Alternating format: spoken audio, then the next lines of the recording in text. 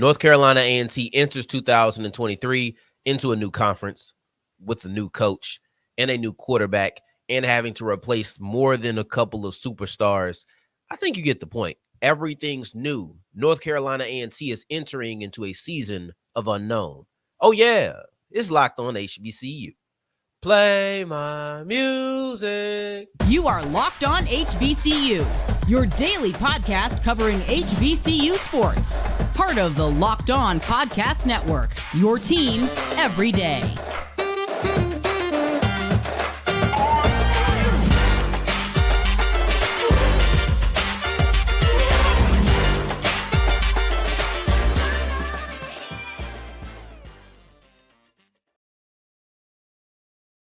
Family, welcome back to another episode of the Locked On HBCU podcast, your number one daily one-stop shop for everything HBCU athletics, Monday through Friday, part of the Locked On Podcast Network, your team every day.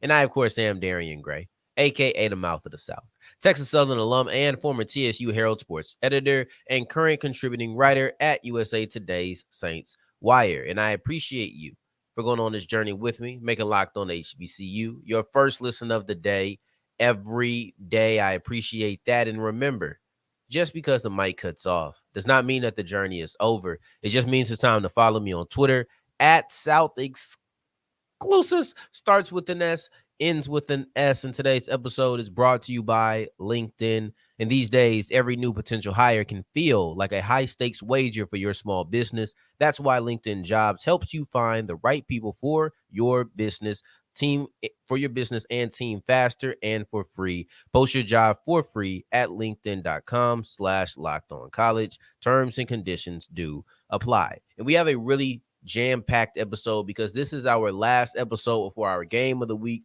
for week one. So in a way, this is really our last opportunity to preview the season. And I will look at week one because we have 6 matchups that I really want to highlight. And that's not even getting to our biggest game of the week. It's a stacked lineup. But before any of that, let's preview the season for North Carolina A&T. They are entering into a season of unknown. Genuinely, I do not know what's going to happen with them. There's so many different factors. There's so many different pieces. And we speak about this way with Jackson State because, hey, it was well publicized, but it's not as if North Carolina A&T isn't going through something very similar. And I think it would actually be extremely unfair if I didn't speak about them the same way that I was speaking about Jackson State. And honestly, I feel that way. It's not just, I got to make sure I'm consistent. No, my thought process is pretty consistent. I don't know what to think about North Carolina A&T, but I do know that they're going into a season of unknown. They're going into a completely different conference. Let's just start it there. They're going into a completely different conference. They're no longer going to be in the Big South. They're moving again, and they're in the CAA. And the reason that this is so interesting is because you were really good in the Big South. And maybe if you were having all of that turnover in a place where you felt kind of familiar, I give you a bit of leeway. I say, okay, they know what they were doing. Like it's just some things. Because even with Jackson State, did I predict them to win the SWAC? No, but I had them just under FAMU. So it's not like I just expected them to fall off completely. That's kind of how I would treat North Carolina A&T. There's a little bit less hesitancy when there's at least something familiar. But you don't even have that to fall back on. You don't have a coach to fall back on. This is not only Vincent Brown's first year with North Carolina A&T. This is his first year as a head coach. The one thing you can say is that he's familiar with the CAA. That's the one thing you have. But that's as a coordinator. So I don't know how much you weigh that in. To each his own, right? But overall, Vincent Brown is new. New. And when you have a whole bunch of new, I have a lot of questions to ask. Simple and plain. You have to ask these questions. But let's take away from just the big picture. Let's just look a little bit more specific. Let's zoom in. Let's get a little bit closer. Because saying that they're going into a different conference, yes. But what about the team itself? What about the team itself? If they're rolling over a bunch of talent from last year, I can say, okay, I think that they translate this way. But man, there's still question marks just on the roster. And we've already highlighted the coaching change, but then also, what about the linebacking duo? of Taekwon King, Jacob Roberts. That's going to be big shoes to fill. I think the biggest one would have to be Bashul Tootin, because you are replacing a great running back. A running back who was extremely effective, extremely consistent, extremely productive. This was the heartbeat of your offense last year. He was, and now he's gone. He's at Virginia Tech. And I actually believe that that's going to be the first one that we see how they try, just the intent, because, who knows what it's going to look like. But the intent on how you want to replace Bashul Tootin, I think we'll see that quicker than anything else. It'll be very obvious. Because with linebackers, it's just, all right, we're going to put this guy out here and he's going to play this well, or he's not going to play this well.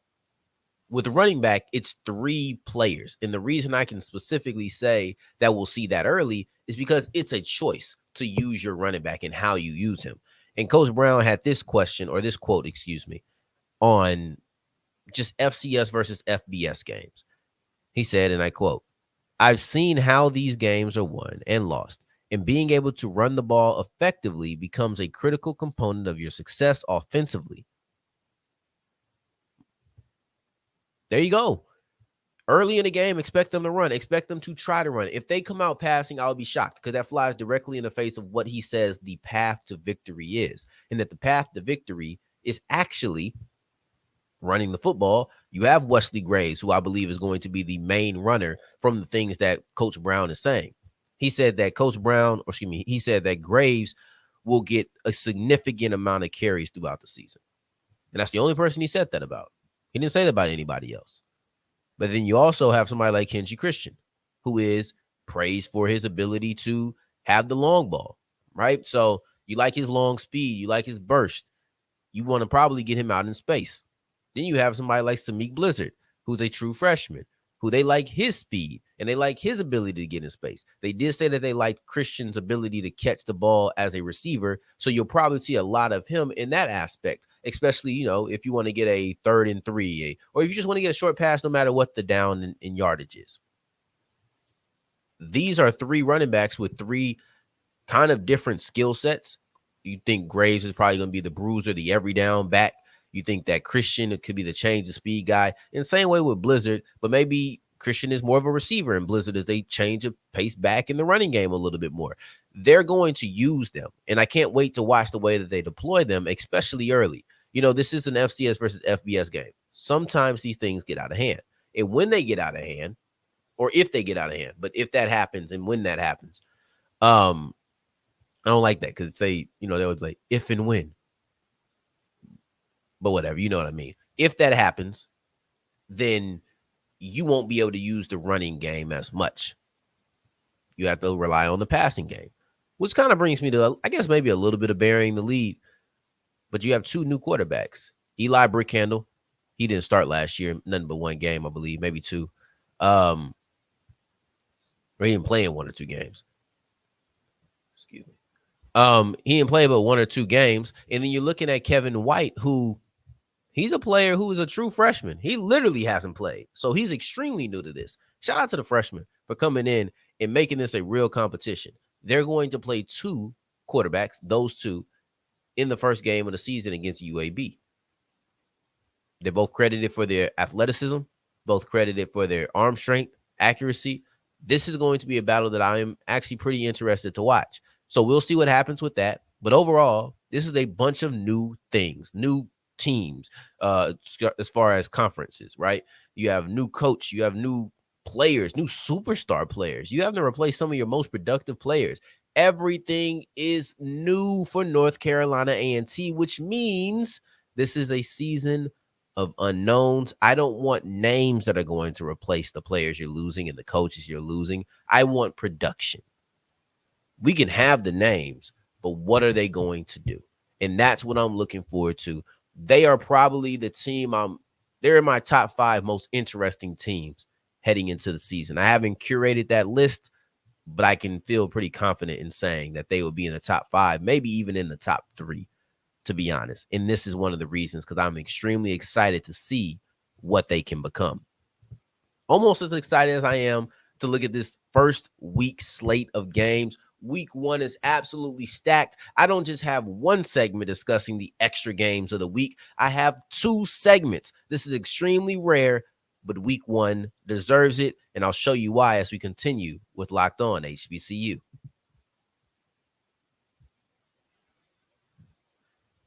Today's episode is brought to you by LinkedIn College. In these days, every single new potential hire can feel like a high-stakes wager for your small business. Let's lower the stakes when you use LinkedIn Jobs because you can see exactly what you're getting into. No more sitting here in front of the person for 30 minutes just to find out that guy or girl is a bad fit. The right member can really transform your team. A lot of times people are missing one component, and that one component elevates people. Or maybe it takes a couple of tasks off of other guys and other girls' shoulders, and now they can flourish in these departments. Now everybody benefits because you added the key person, the right fit. The right fit should be guaranteed with LinkedIn because all you have to do is post your job for free at LinkedIn College, or LinkedIn.com/lockedoncollege. And you're going to have, honestly, 800 million people to choose from. It's just that simple. Go to LinkedIn.com/lockedoncollege and make your job search significantly easier. As we keep on rolling with today's episode of Locked On HBCU, I appreciate you for making this your first listen of the day every day. College football season is here. Our game of the week will be tomorrow. It's FAMU versus Jackson State, right? And Locked On is kicking off their coverage, and they're kicking it up with a Locked On College Football live every Friday from 10 Central to 12 Central. They'll be live on every single college channel, and I'll be there giving my games of the week every week for the HBCU landscape. Matter of fact, that's what we're doing right now. That's what we're about to do right now, and I'll have to narrow it down because you will likely never catch this happen again. I highly doubt that at any point I will have 6 extra games of the week. Mind you, every Friday we have our game of the week. 3 matchups, 2 storylines, 1 key to victory. Every single week. That's our thing. But on Thursdays, I like to go ahead and give you some extra games because it's not only one good game every week. There's typically at least 2, 3, maybe even 4 games of the week that I like to highlight. 3 on Thursday, 1 on Friday. But this was so special that I had to not only highlight 6 games, but I had to break them up into 2 segments. So these are the first games that I want to highlight because they're games that I really want to watch no matter what. No matter what. The other ones have a little bit of context. There's something special about them. These are games that have nothing really special about them outside of how important they are to each team. And the first one I'll start off with is Southern versus Alcorn. Southern versus Alabama State. I do have Alcorn on this list, but I have Southern versus Alabama State. Harold Blood versus D. Davis. This is a quarterback battle with a lot to prove. When you look at Southern, they're coming off of a SWAC West championship, but they're looking to make it to the Celebration Bowl for the first time, bring that championship home as far as the SWAC championship, just starting there for the first time in nearly a decade. Maybe more, actually. I think it might have been over a decade at this point. But when you look at Southern, they're coming off of that championship run. They want to be able to run it back. People say, oh, Southern made it without great quarterback play last year. I'm not banking on that again. I need Harold Blood to show me exactly who he is and how productive he can be. Coach Dooley said he can sling it. Let me see him sling the rock. I want to see the passing game. Then you look at D. Davis. D. Davis is a player who many people were looking for him to be gone. Many people did not want D. Davis to be the starting quarterback for Alabama State. Sorry, he is. But the thing about this quarterback battle is, yes, both have something to prove. I don't think that D. Davis has a long leash. I don't think that I don't believe that Damon Stewart is far behind him, but he's going against one of the better secondaries in the SWAC. Same can be said about Harold Blood. He's going against one of the better secondaries in the SWAC.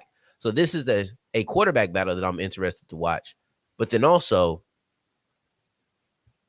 this is just a prove-it ground. Say it wasn't 2 quarterbacks, and it was just one quarterback going against the other secondary, and that's what we chose to focus on.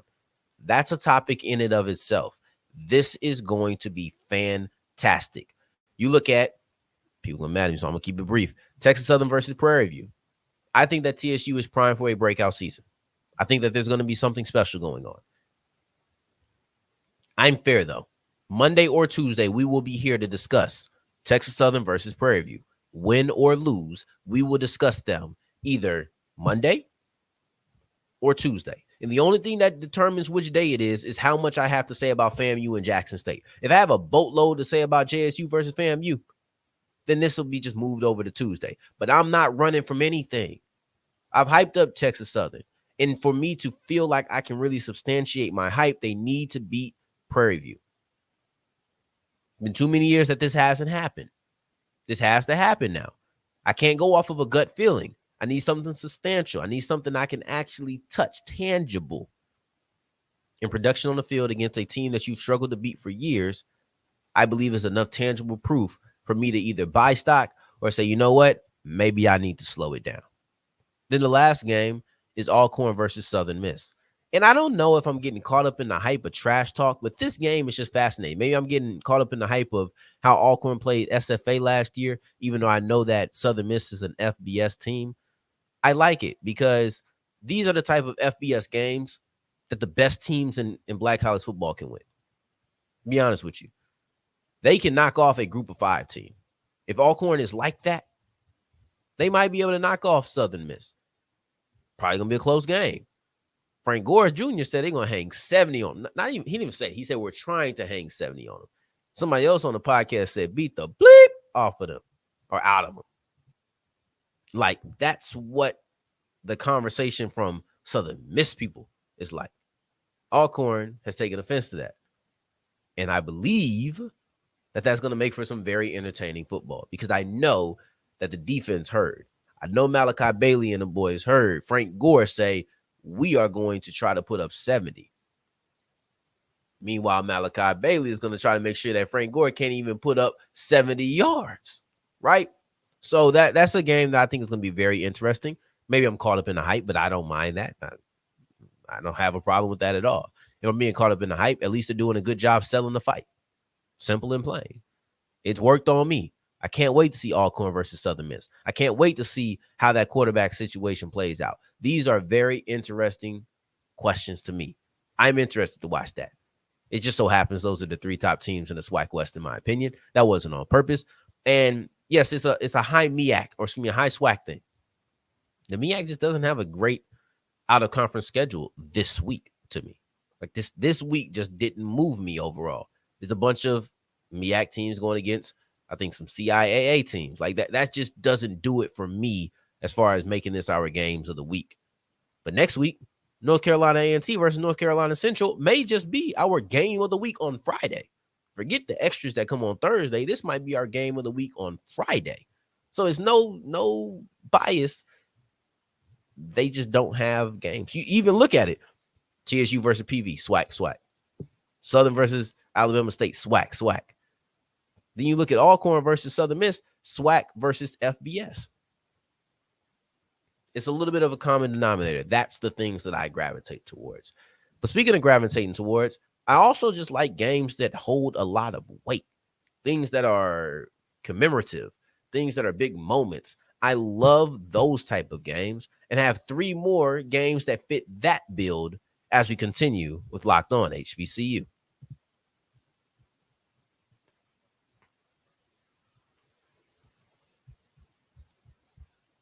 As we're wrapping up today's episode of Locked On HBCU, I appreciate you for making this your first listen of the day, every day, making it all the way to segment 3, and I thank you 2 times for that. I have 3 more games that are a game of the week. We have 7 games that we're highlighting. 6 of those today, 1 tomorrow. This is a stacked week in Black college football. It is ridiculous. But these are games with meaning, not as far as, oh, well, this is going to come into play later on in the season. That's Prairie View versus Texas Southern. I mean that these games seem to have a little bit of meaning beyond just football. You know, I'll start with the Grambling versus Hampton game. This Grambling versus Hampton game is in New York. And I've talked to Coach G, who was stationed in New York. Shout out to my mans again, bro. Working at Lincoln. I'm so happy for him, bro. I got to make sure I got to get on the phone and call him. And I'm saying this to you not only because I am extremely proud of him, but then also because I want to give myself a little bit of accountability to make sure that I do it. And I've said it out loud now. Who knows? Maybe he'll see this. G, good luck. I'll call you anyway. But that being said, He's told me they don't recruit New York players, and it bothers him because he was coaching high school football in New York. And I'm no recruiting expert, but I would assume that if you probably don't have a lot of student athletes from New York, I would argue that a lot of the HBCUs probably don't have a student body, a large percentage of the student body that's from New York or the Northeast area. This is a recruiting trip. These are great brands. I don't know if, football players might just be knocking on the door, but maybe some of the student athletes might not be knocking on the door, but maybe it's just some of the students will. And then you can go find the student athletes. I find no reason that Grambling and Hampton shouldn't have coaches at the high school games in New York. How often are you in NY? I doubt it's often. Take advantage of this opportunity. The other team that I thought was interesting, the matchup I thought was interesting, was Wingate versus Albany State. On the surface, this is a very basic game. There's no classic around it. There's no high bill around it. But Wingate doesn't lose to HBCUs. And at some point, somebody has to knock them off. They're looking for their 20th consecutive victory over an HBCU. And this spans all the way back to 2012. That was the last time that they lost a game against an HBCU. And they played 19 since. They've been 19-0.